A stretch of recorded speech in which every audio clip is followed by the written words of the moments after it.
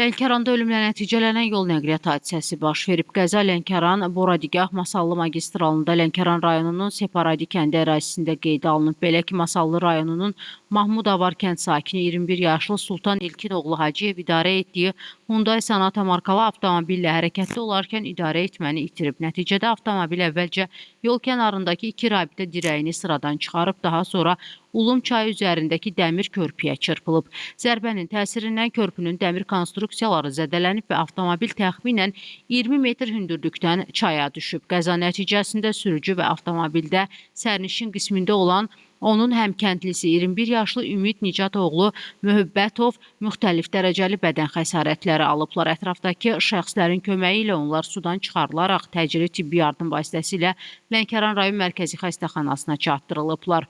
Həkimlərin səylərinə baxmayaraq Ümid Möhübbətov aldığı ağır xəsarətlərdən xəstəxanada vəfat edib. Sürücünün vəziyyətinin ağır olduğu bildirilir və o xəstəxananın reanimasiya şöbəsinə yerləşdirilib.